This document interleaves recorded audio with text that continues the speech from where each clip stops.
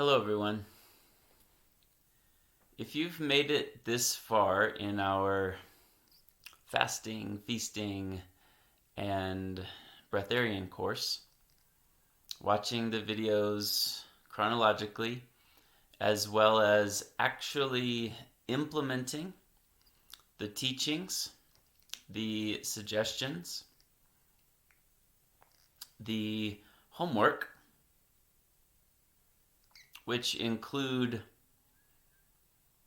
Pratipaksha Bhavana, considering and changing your beliefs around food and energy and body image, as well as making better choices with what you eat, what you drink, what you consume in general, and your lifestyle, and have begun exploring the new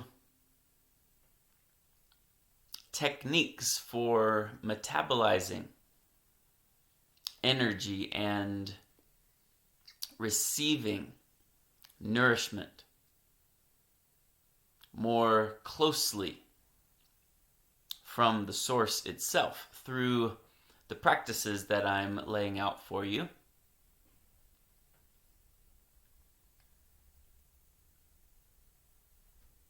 Then you're ready to take the next step.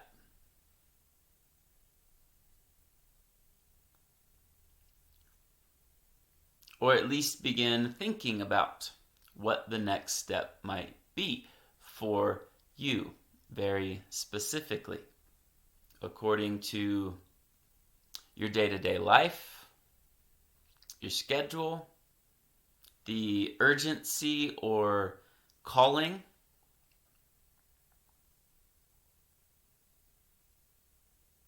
as well as your very individualized navigation compass and guidance as you're beginning to more and more be able to tune in and listen to what that actually is, rather than ego or projection or poor conditioning or should or need or ought to.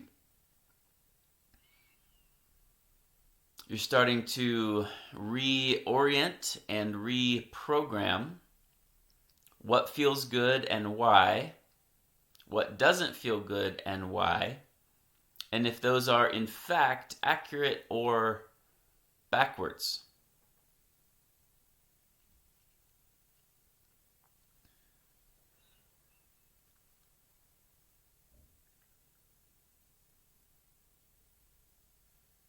So I'd like for you to either right now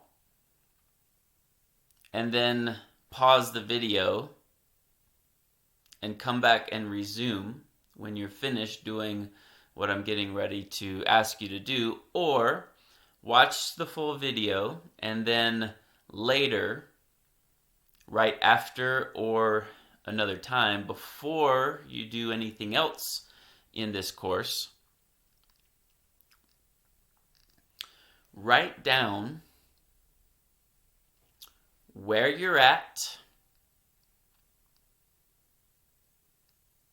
where you want to be, or where you feel you need to be in a genuine need kind of way, where you're supposed to be in a genuine supposed to kind of way, where you're being called to, and then what the very next step is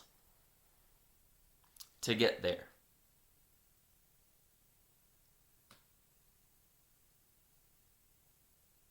Remember, you don't have to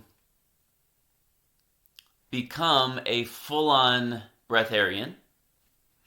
This does not have to be your way of life forever or at all. You do not have to take it as extremely as I have.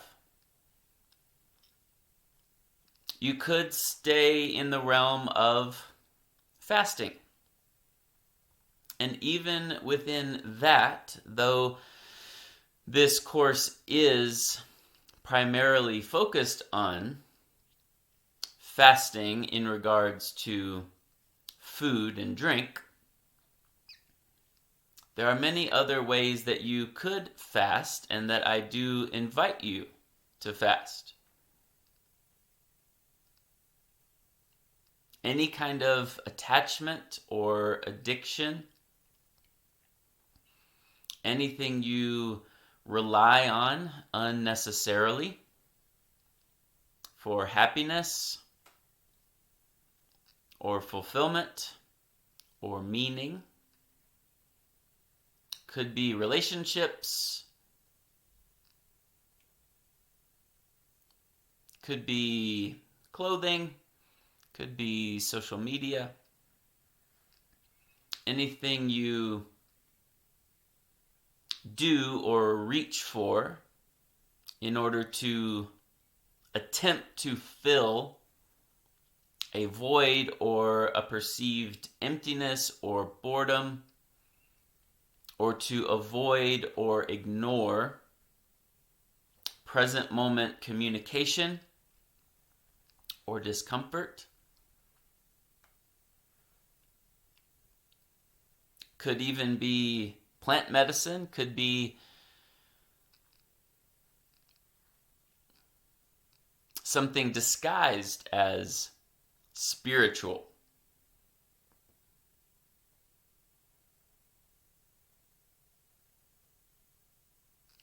That you're actually, upon further investigation, a slave to.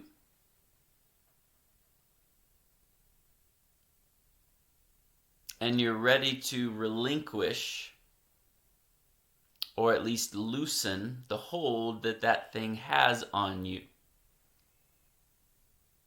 Then that would be an appropriate practice of fasting, where some of the same rules and principles we've been talking about here apply, and some of the same homework is appropriate as well, including devise a plan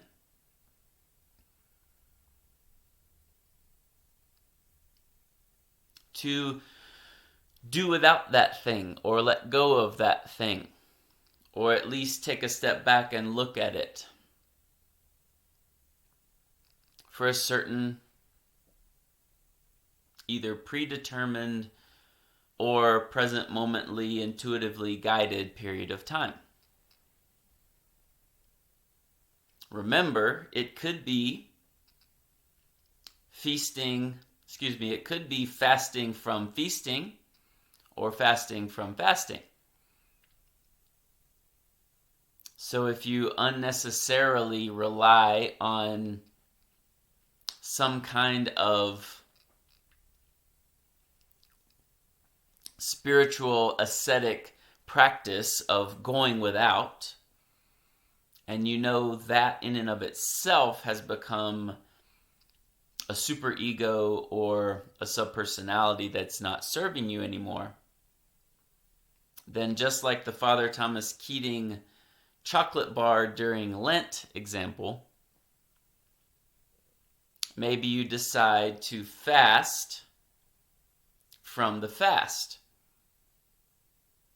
And regardless of how much you want to do it or know that it's good for you, a good indication that you've chosen the right path is that it doesn't seem like a good idea. It's a good idea because it doesn't seem like a good idea, and it's going to be challenging.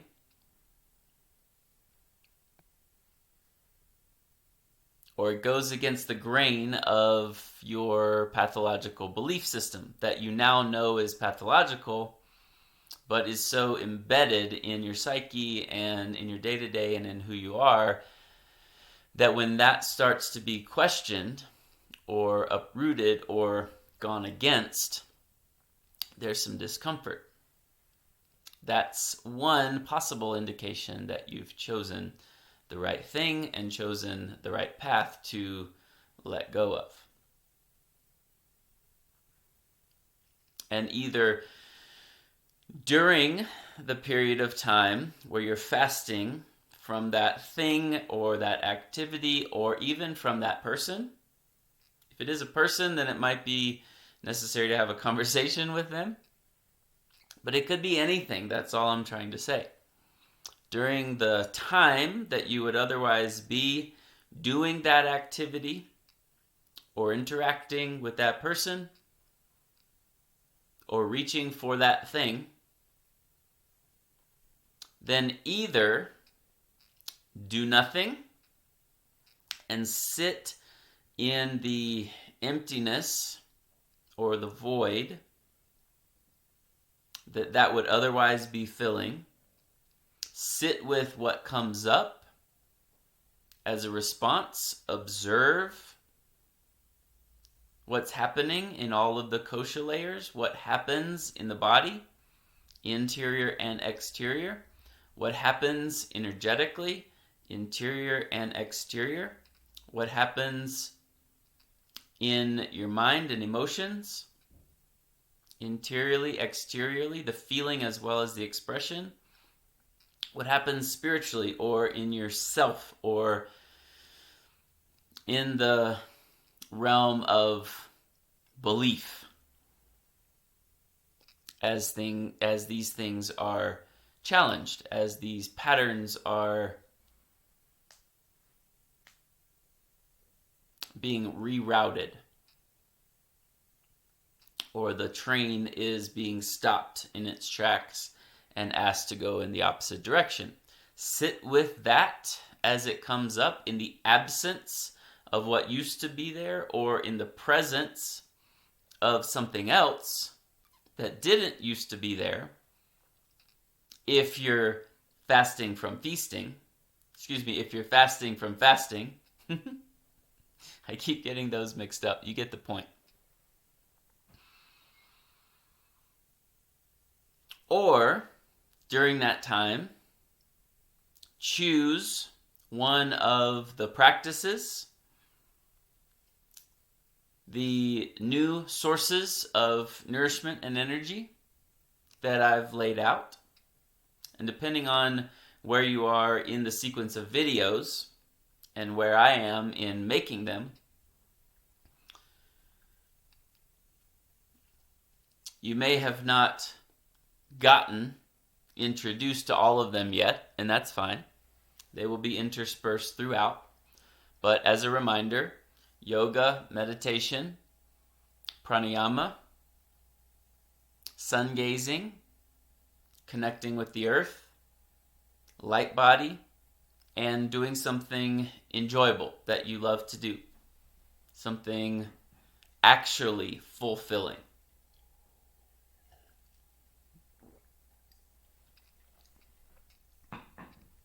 So either when you would normally be doing that thing that you're going to take a break from, either for a day or once a day instead of 5 times a day, or for a whole week, or just let it go and maybe it's gone forever, spontaneously, or just let it go and see when the impulse says, okay, resume it, or when it's fully cleansed of its attachment qualities. Whatever you like. It can be more masculine structure or more feminine flow or a combination of both depending on what you need in Pratipakshabhavana practice and connected with your navigational compass. So either do nothing and sit with the emptiness and sit with the kind of upheaval response of your system, or choose a healthier option And all along the way, I would invite you to journal and keep track of the process. Again, referencing for now because they're really useful tabs, if you will, categories to break it down for you. The effect, the feeling, the expression, the response, physically, energetically, emotionally, mentally, spiritually. Remember, spiritual can mean many things. It also means your self. It also means your belief system. So I'd like for you to be able to parse out the effects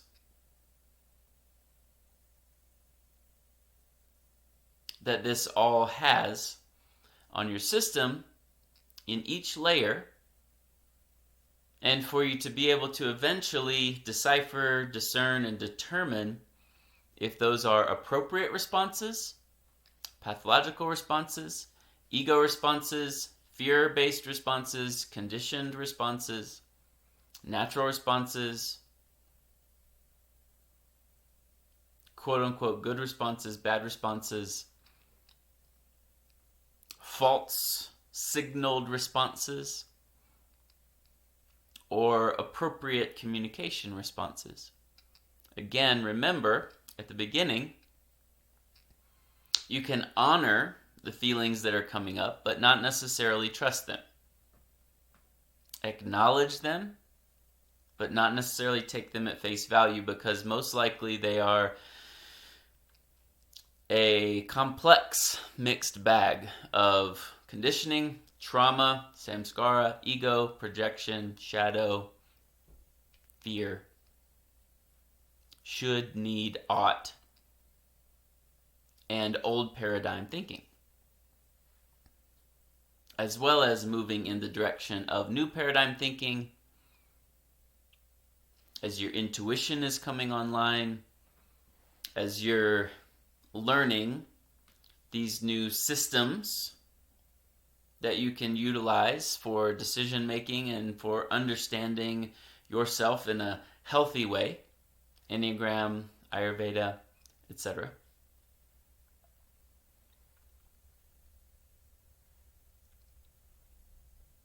But then eventually, when you've moved in the direction toward health and balance and harmony, what's really good for you and what, quote unquote, really should feel good does really feel good, and what really should feel bad doesn't feel bad. And what you should be doing for yourself is what you're doing, and what you shouldn't be doing for yourself is not what you're doing. It sounds simple, but it takes a lot of work to weed through the lies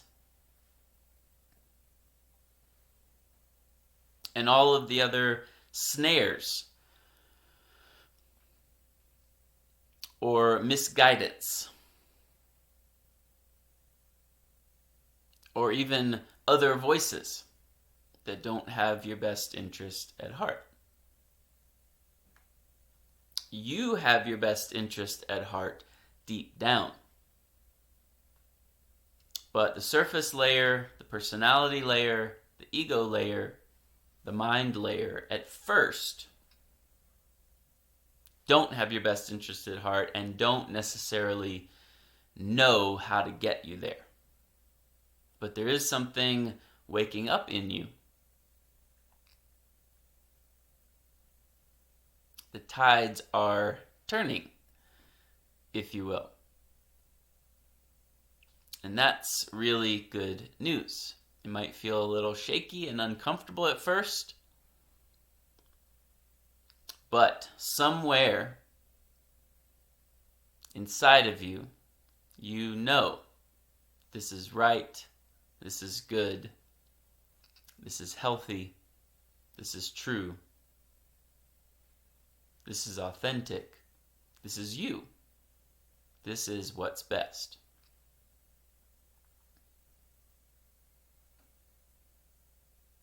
So appropriate feedback response is what we're going for. Appropriate response in your physical body to food and fasting, to feasting and fasting, to consuming and abstaining from whatever it is. Again, I would invite you to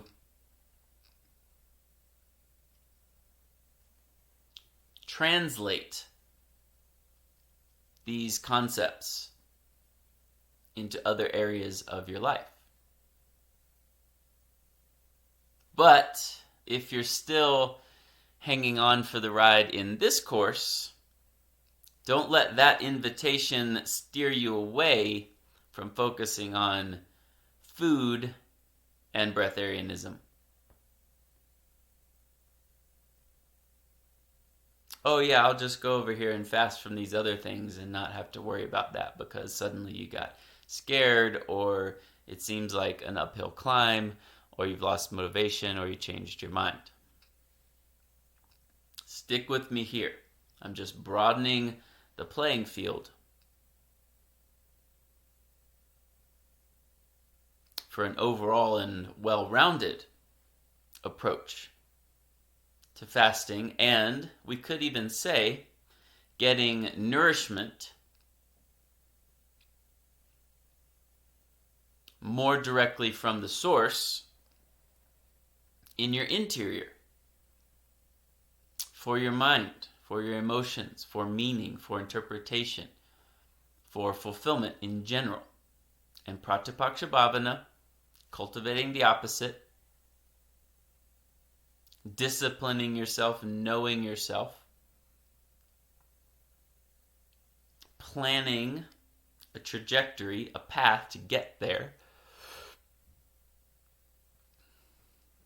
and rooting in, standing in, committing in the absence of that thing you have come to rely on. When emptiness arises, whenever whatever you have been covering up now presents itself because you're not covering it up anymore, loneliness, rage, abandonment, guilt,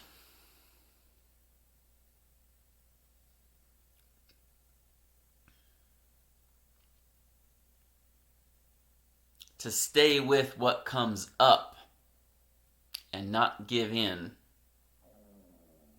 is very, very important, and the first step for finding happiness, fulfillment,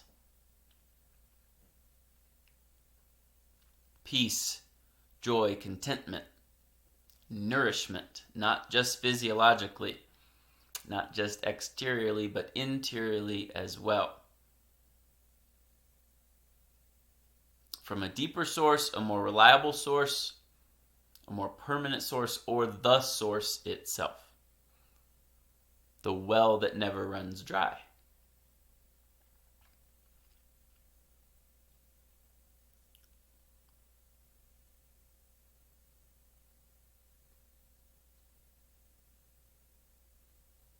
So I want you to consider that this is not just about food, not just about physiological nourishment and energy for sustenance of life, but interiorly as well. What you need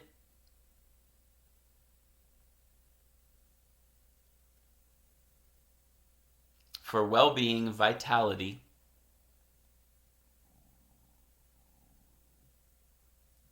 a sense of purpose, if you will, a sense of who you are, and how you live your life.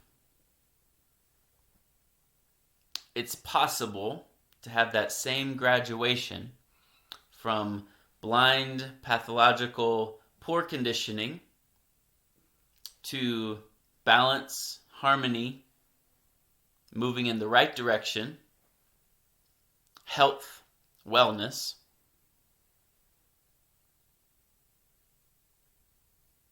to then not needing any of that anymore. The direct one-to-one. So where if it was before, I got happiness from going to the bars. I got happiness from eating dessert. I got happiness from social media. I got happiness from socializing. And you realized, actually, that wasn't making me happy at all. It was a false sense of happiness, false sense of meaning. To take up space and fill up time so that I don't have to feel my loneliness or feel boredom or feel spiritually bankrupt or feel abandoned or feel angry or feel the feelings that I've been pressing down from that trauma I went through, and this is the scheme that I've made up to cover it up. Pretend it's not there. So I realize, oh, that wasn't making me happy at all. So then, moving in the other direction, not going to the bar, but going to the coffee shop. Or not going to the bar, but staying at home. Or going to the bar, but not getting alcohol, if that's possible for you. Or instead of alcohol, now I drink tea or juice. Or instead of dessert that I thought was making me happy, but actually wasn't at all making me happy, now I choose a better option, or now I don't eat dessert at all. Or instead of scratching that itch of socializing or social media, now I go without. Or the opposite. If you tend to be a loner or a hermit, out of fear of what socializing means, you don't like to be seen in public, or you have low self-esteem or insecurity, you have quote-unquote social awkwardness, then going to explore the bar safely, responsibly, or going to explore gatherings, going to explore interactions with other people. These are good medicines that don't necessarily taste good at first, but you know they're good for you. And they help you get going in the right direction. Or perhaps instead of social media, you decide from now on, if I want to talk to somebody, I'm going to just call them old-fashioned way. Something like that.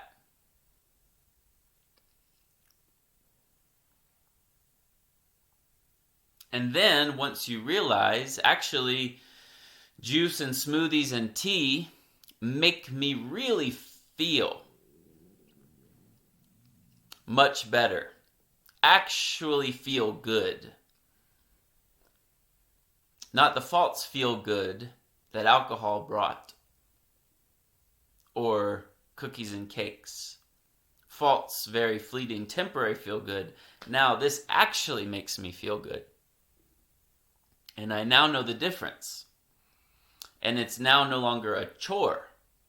Oh, I have to make a better choice. Yuck, I have to eat my broccoli. Just to use the kind of standard cliche. Eat your vegetables. But again, for now at least, in this moment, not just talking about food. It's all incorporated. It's all incorporated. Food and everything is all incorporated. If you catch my drift. Cheers.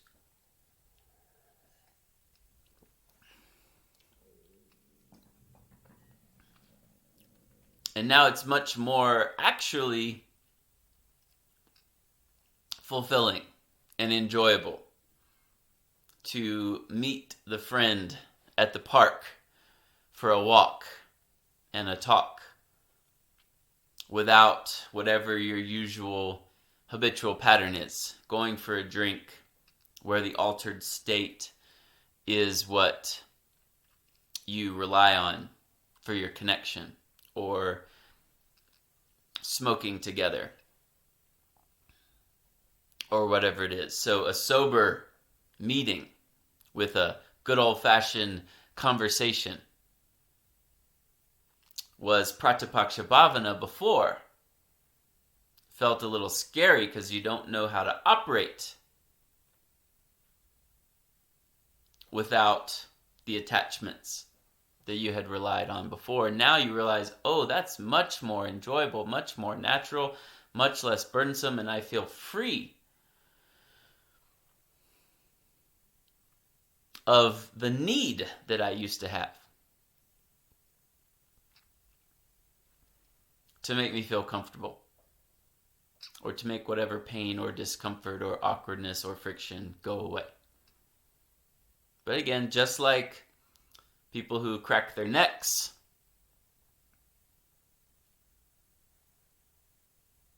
or do certain stretches in the floor to feel good,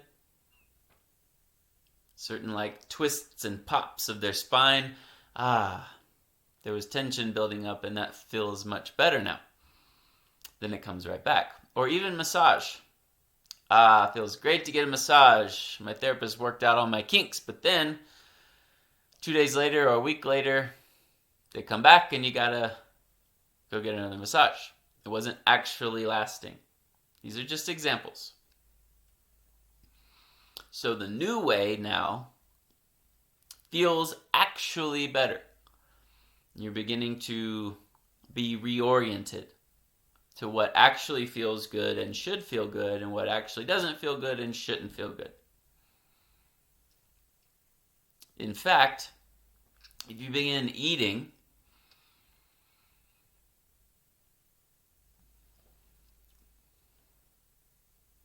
in ways that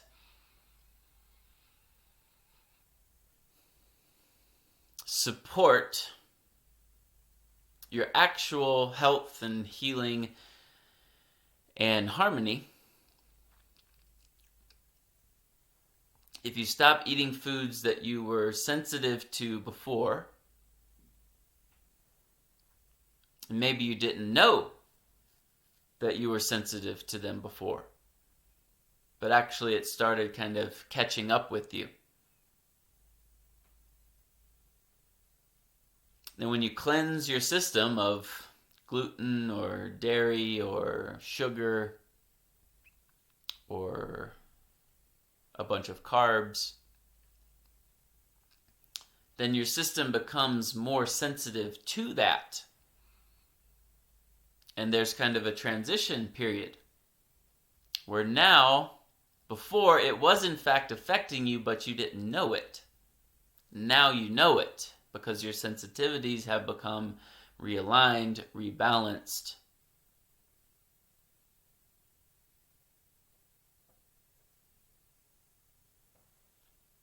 And are providing accurate feedback. Accurate communication that you can trust more and more.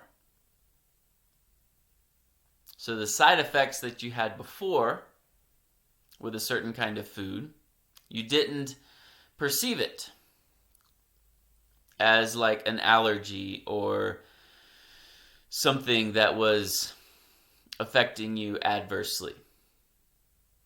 Well, when I eat that food, I just want to fall asleep.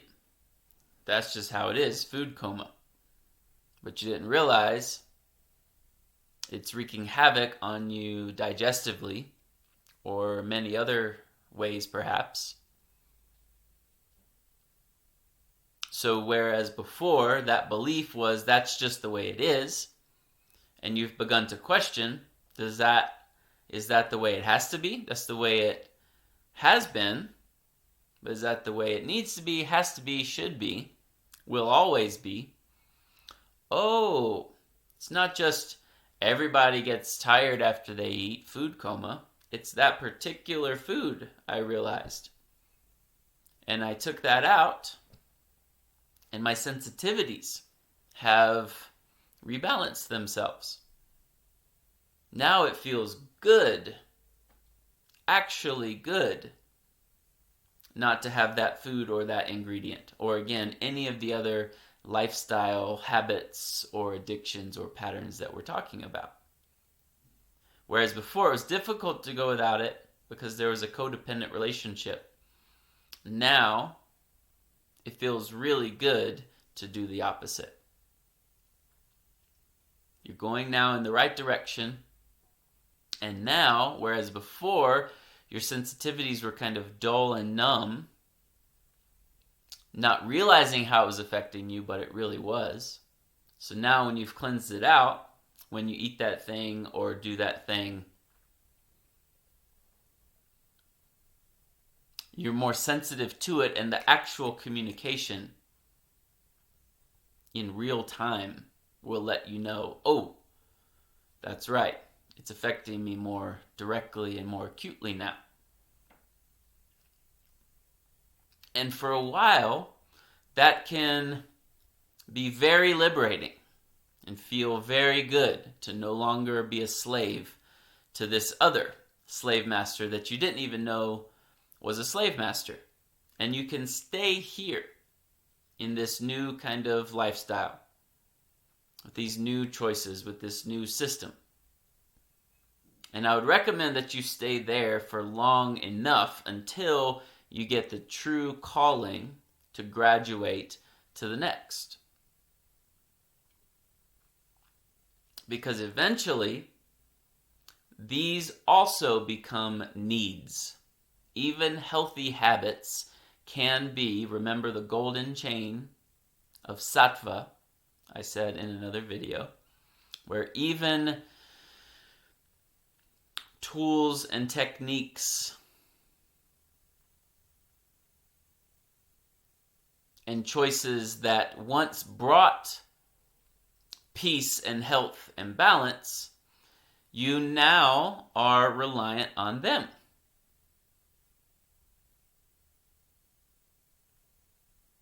They're new needs. And again, anything you need, to the degree that you need it, you are a slave to. And again, that's an extreme, perhaps, statement for some of you, a radical concept to consider. Because we have certain beliefs about what we need. That's just the way it is. We need water. You need, they program it in. You need 64 ounces of water a day or whatever it is. You need this many calories. You need this combination of foods.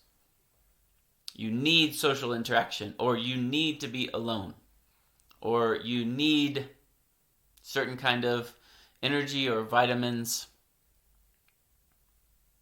We need. Needs also are belief-based. If you believe you need it, you do. But are actually malleable, just like the beliefs connected with them. You don't necessarily need what you think you need. But again, don't do this carelessly, because you will have karmic kickback if you do it carelessly. If you don't do it step by step, deeply listen to why you think you need what you need and why you want to not need it, and the pathway to get there. So then eventually it's possible to be free of, we'll say, the negative, blind, unconscious slavery, as well as the positive, conscious, healthy slavery. But again, I'm not requiring Breatharianism from any of you. Just exploring with fasting, exploring letting go of things that have you in their grasp, or that you have in your grasp and want to be let go of or want to let go of. Just take a look at them, see if you can investigate a little bit why they're there, what they're trying to cover up, and if that can be transformed. And remember, if you're afraid, if you have resistance, even of letting go of it for a day or for an instant, and what comes up even with the thought of that, then that's the very thing to take a look at. If you care about all of this, if you care about freedom, like I do. And then again, Breatharianism is connected with the new system of nourishment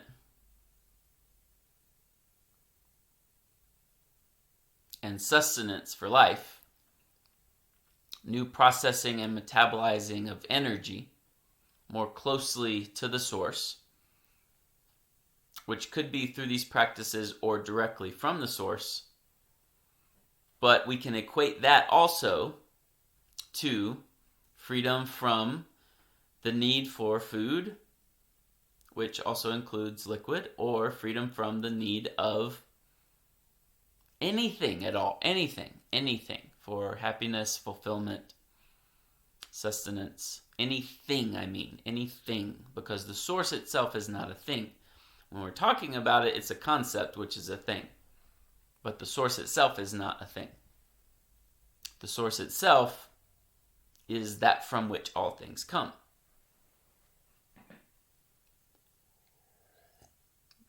And that which gives life to all things.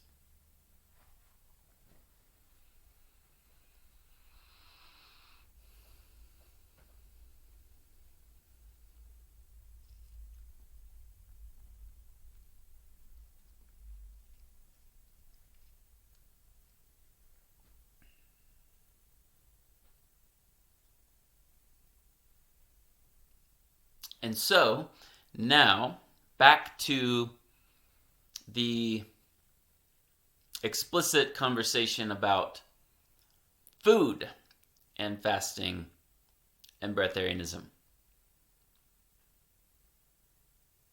Put that other conversation to the side about fasting from other things.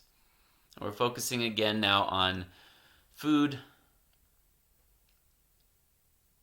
ingestion, digestion, physical food that you chew, or liquid. And the new systems of nourishment, the new practices for energy. Fasting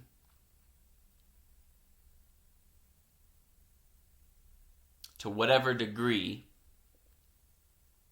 from whatever you want or feel called to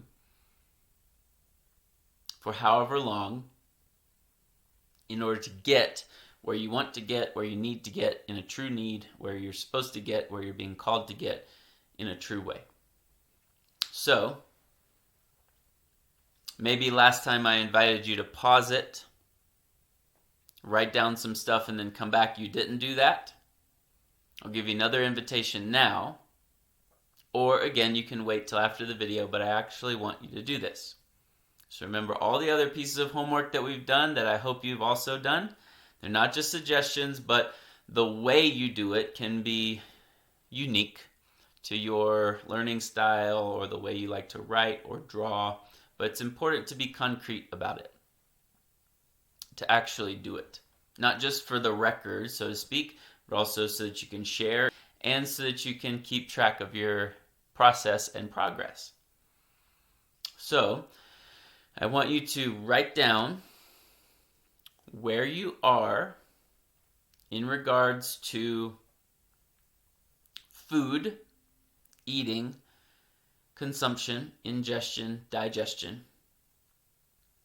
Be as specific and detailed as you want, which means how often you eat every day, what you eat every day, if you're following a particular diet or plan for avoiding certain foods from allergies, or a nutrition coach told you to, or you are starting to follow Ayurveda or blood type diet or keto or paleo or vegan or vegetarian or whatever it is. What your current system is. How you eat, what you eat. You don't have to keep like a food diary like some nutrition coaches or count your calories. That's not what I'm asking.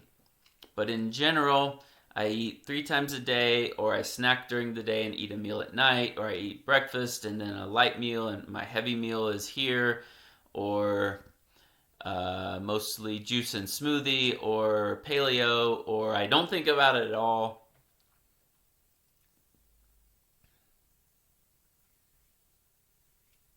What foods you avoid and why. When you eat, how late at night you eat. Whether you eat a lot of processed foods, restaurants, whether you cook.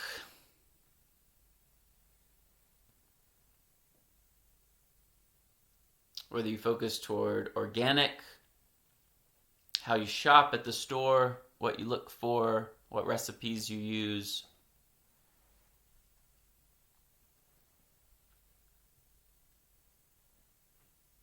And then write down where you want to be, where you're headed, at least the trajectory, your desire.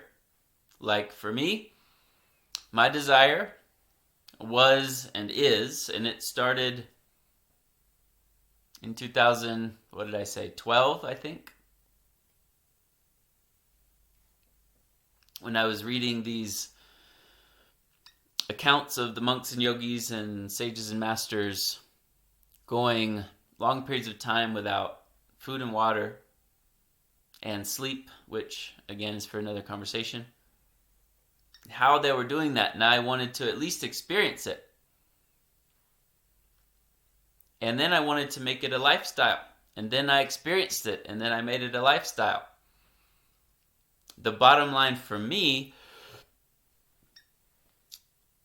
was I want to establish in my being on all layers freedom from the necessity for food and water. Now remember, again, this is not law of attraction land. This is not manifesting by effort or force. I don't typically promote vision boards. Think about your best life. I promote deconstructing all the baggage, and your dreams, whether you knew they were your dreams or not, will come true, will be laid in your lap spontaneously. So the effort is in the deconstructing, not in the constructing. There can be some effort in the reconstruction, in rebuilding after the deconstruction, but it becomes a more organic, collaborative process with life itself. So you're not efforting to make something happen, to get the house you want, to be blessed with money, so to speak, or to have your best partner attracted to you or something like that, or to have a better sex life. That's a lot of effort that comes with karmic kickback. The effort is in the deconstruction, and all of that will be given. Actually, it's Jesus' words, seek first the kingdom of heaven, and all these other things will be added to you as well. It's exactly what we're talking about. So set your sights there. Let go of agenda. Let go of ego, need, desire, want. We're going to be deconstructing, knowing thyself, pratipakshabhavaning, disciplining thyself along the way.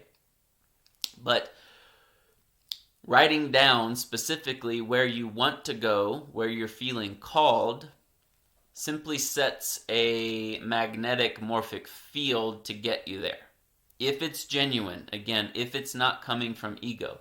That's why all the other homework assignments and practices I've given so far are very important.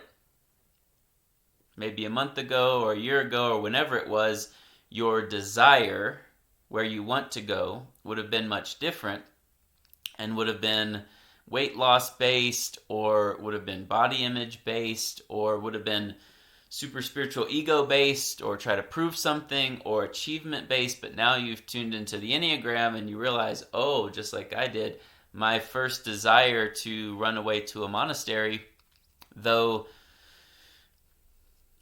intertwined with past life experiences there, as well as a genuine desire for silence and solitude and being with God without the distractions, quote unquote, of the world, actually, it was very tainted with avoidance and fear of conflict and kind of laziness and slothfulness and wanting just to curl up in a little ball away from it all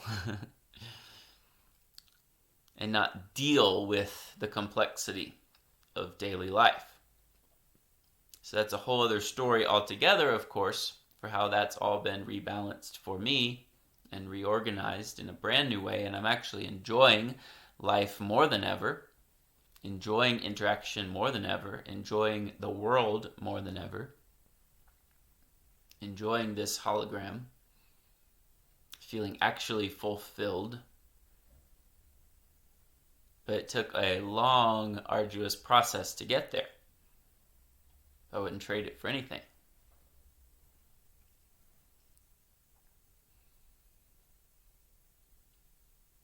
But so, before you began really looking into it, maybe where you wanted to go was based in pathology or poor conditioning or ego or fear.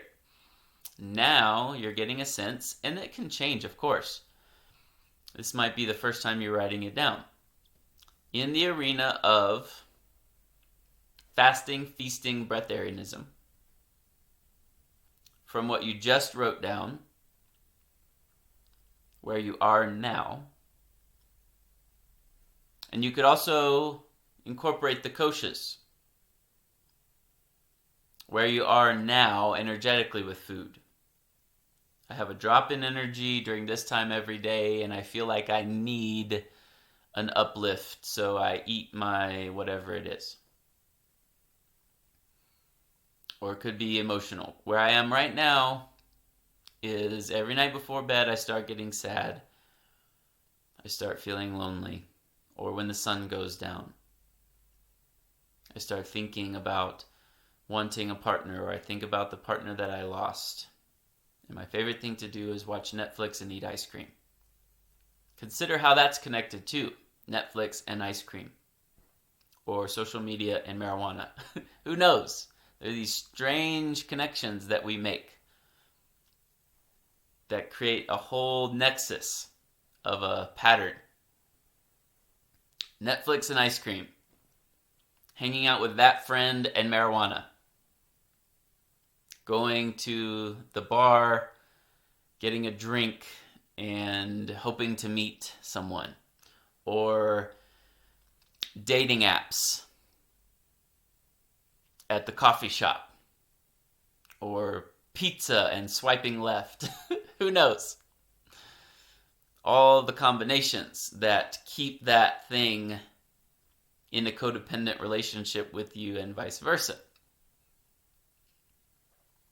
So where you want to go, where I wanted to go, was not only to experience, but also to prove the conditioning wrong, and also to discover union with Source directly,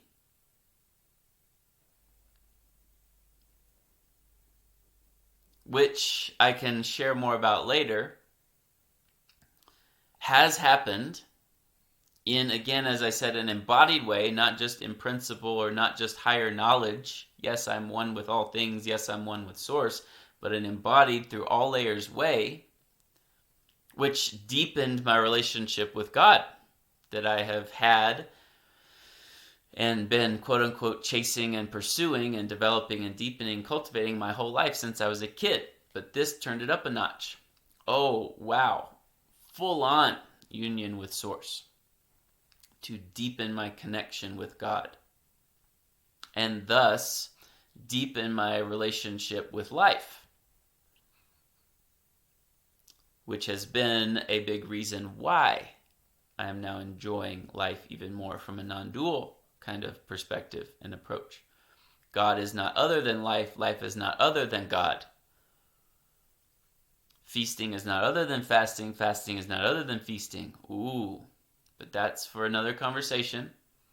That's for an advanced level. Don't skip. oh, well, God is in everything, so God is in this chocolate bar, when meanwhile that's feeding, pun intended, that's a personality. See how amazing this is? How rich it is? Again, pun intended. How nourishing it is just to consider these things, pun intended. So where you want to go, also, for me, was a lifestyle of not needing, a lifestyle of freedom, a lifestyle of liberation. It wasn't to see how long I can go, even though, just FYI, and I want to share more details of my actual story and process with you as we go, here and there. I have done 5 days dry, which means 5 full days, whatever that is, 5 days times 24 hours a day, that many hours, dry with nothing. No food or water, no food or liquid, and I've done that twice now. So that's the max that I've done, at least that's quantifiable. I also want to share in other videos or conversations the quality, the depth, the experience that has nothing to do with how long, because that then becomes like spiritual Olympics, and that's not what we're doing here. It really is about depth, but there are fun, feats or accomplishments as long as the ego is in check and is not thinking it's getting some reward for accomplishing this. But you can give yourself little challenges along the way.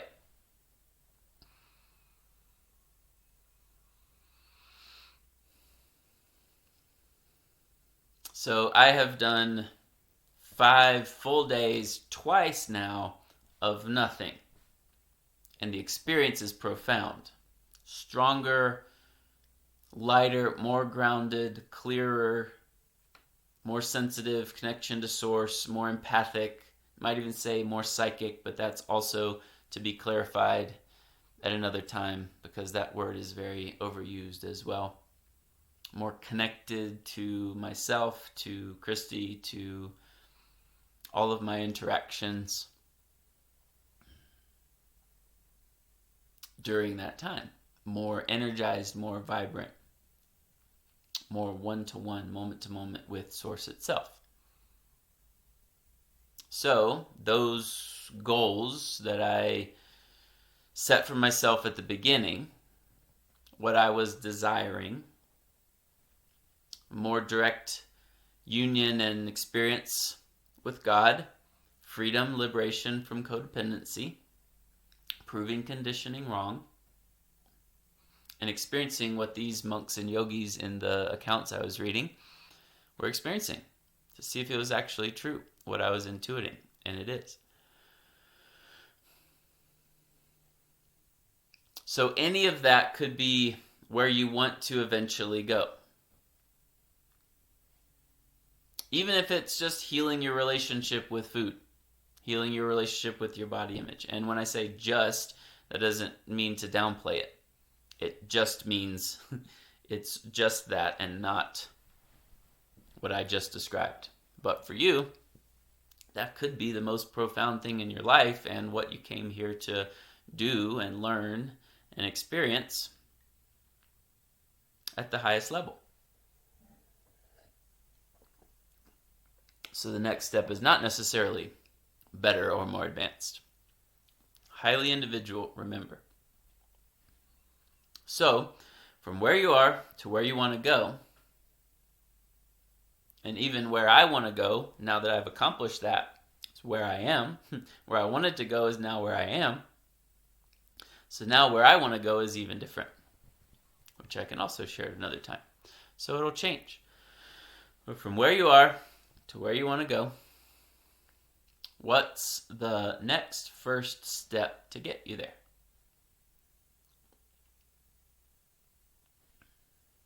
It could be continue to work on these other practices and homeworks, to continue cultivating these other techniques. You might not be ready to fast a full day until I have laid out all 7 techniques and you've really begun cultivating them. So you feel very supported by these other processes and deeper energies. Or it might spontaneously happen, like it did for me. I actually didn't plan it at all. I wasn't in a course like this. I actually reached out to a guy when I felt it like, it's happening, it's time. This 7-year-long or however many year long interest that I've had is happening right now, and I'd like some guidance. So I reached out to this guy that I found online, and he said, you'll have to come to my next workshop, which was like 6 months from then. He, of course, gave me the disclaimer, don't do it on your own. Adverse effects and even death have occurred. He was covering his own ass, of course, which I'm also doing with you. But I was like, it's happening now. I can't help it. I'm just going to have to trust. So spontaneously, I went from paleo, eating every day, to not eating for 21 days straight, overnight.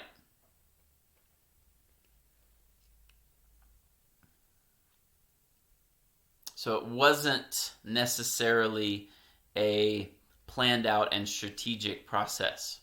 So that could happen for you as well. But make sure it's your genuine guidance and not any of the pathologies.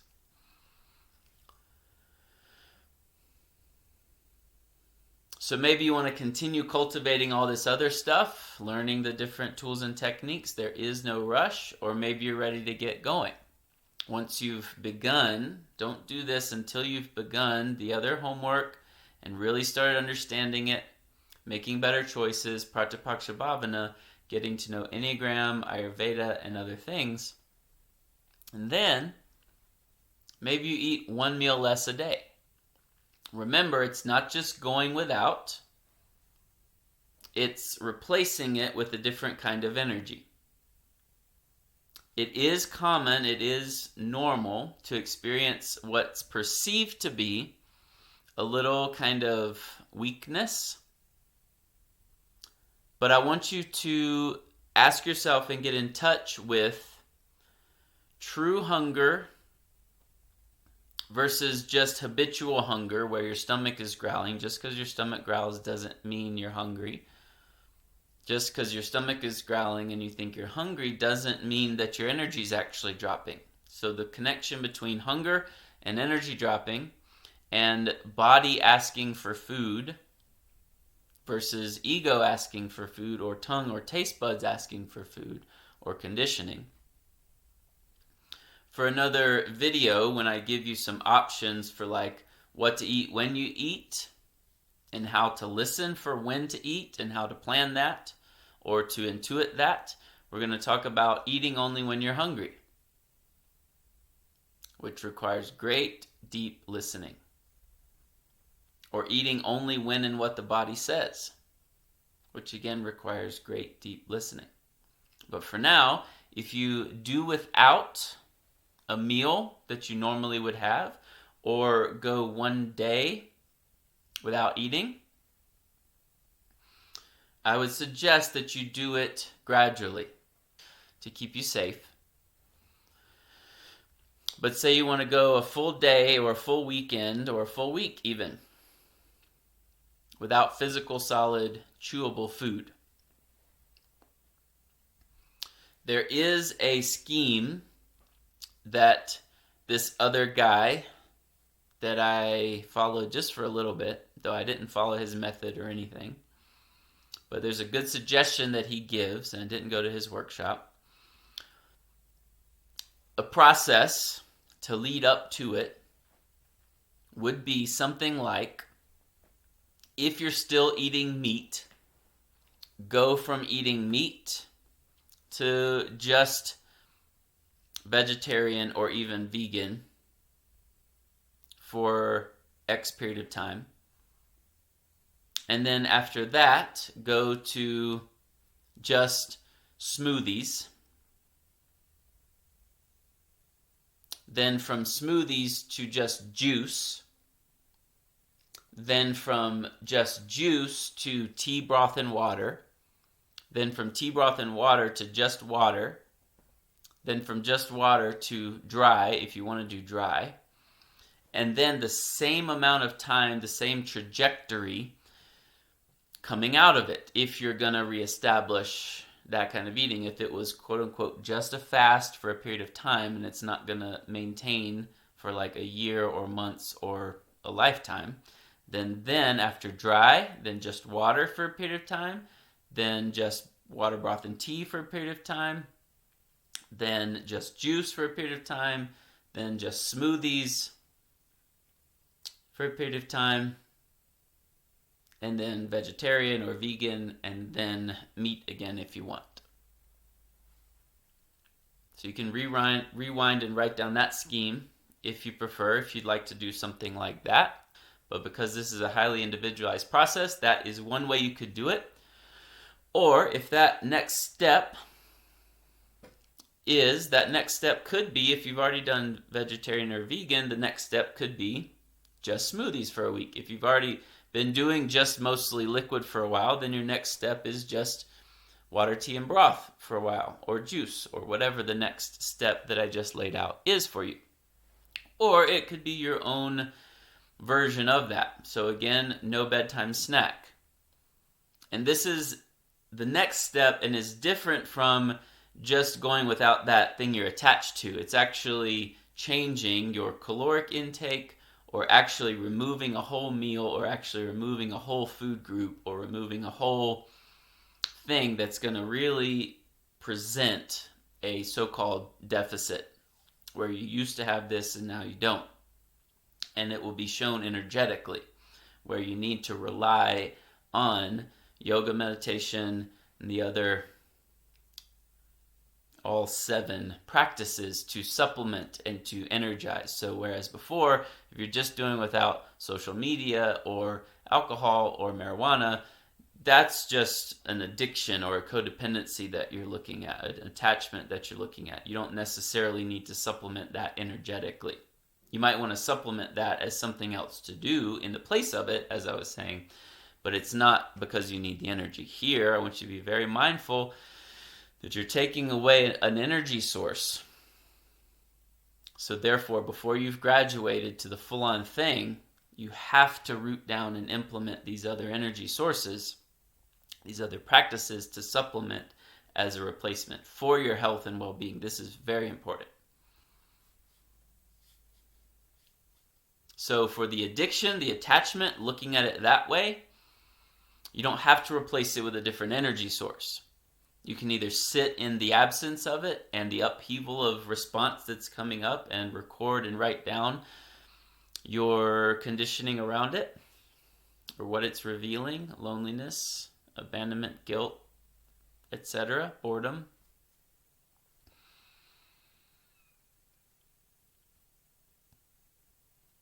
But for this, you can also incorporate that, write down what comes up in place of it, but definitely, whether it's during the period that you're normally eating or just sometime during the day to get that boost of energy, 1 or 2 or more of those practices absolutely necessary, and then record down and write how that practice gave you a boost, how your energy layer of the koshas or any of the other ones was affected. So again, we'll talk more in detail about only eat when you're hungry and noticing the difference between hunger and energy drop and what you're actually hungry for. But record, oh, I felt a little drop in energy, and normally I would have that because I have a belief that glucose or sugar or this certain healthy snack is going to boost my energy, and that's what it's always done, but I'm going to take that away, do yoga instead, and after that, I actually feel more uplifted than before without the other side effects. my energy came right back up. So you can keep track also of your energy through the day if you want to make a chart of all the hours of the day and just kind of track it up, down, up, down, up, down, and what you're doing just energetically where you're at and the quality of energy. So whether you're going to take away breakfast or take away coffee or only eat one meal a day, that's a whole thing that people do. They call it OMAD, one meal a day, OMAD, one meal a day, based on one of these systems that you're following or intuition. Some say don't eat after sundown. For some, present moment guidance, that doesn't seem to have any adverse effects. Maybe eat just breakfast, maybe eat just lunch, maybe eat just dinner. Maybe you take away one.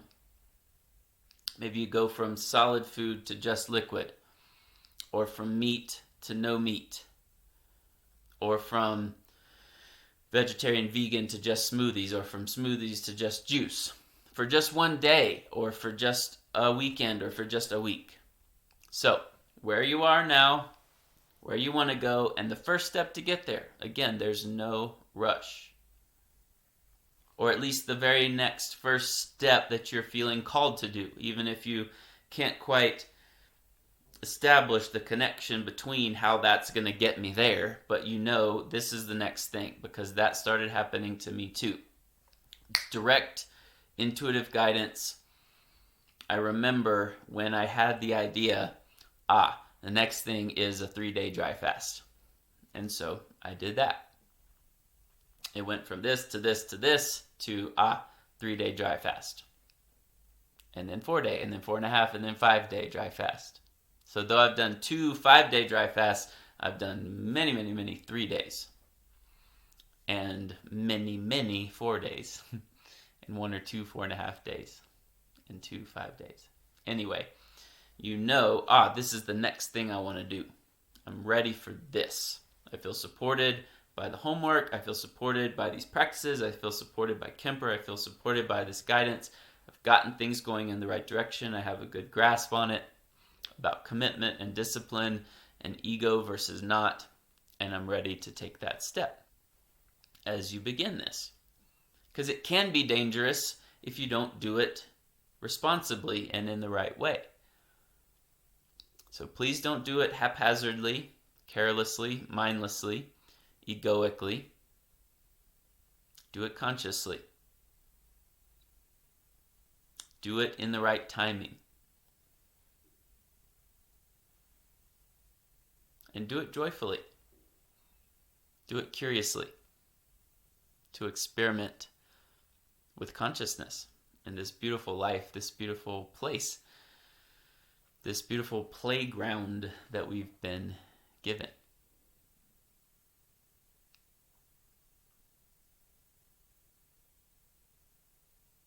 Thanks for being with me so far. Thanks for your engagement, for your enthusiasm. Ultimately, you have yourself to thank. And I hope you can see how this is a path to freedom and a path to the next quote-unquote dimension, and a path to healing, a path to God. And thank you for continuing to let me be your guide. Namaste.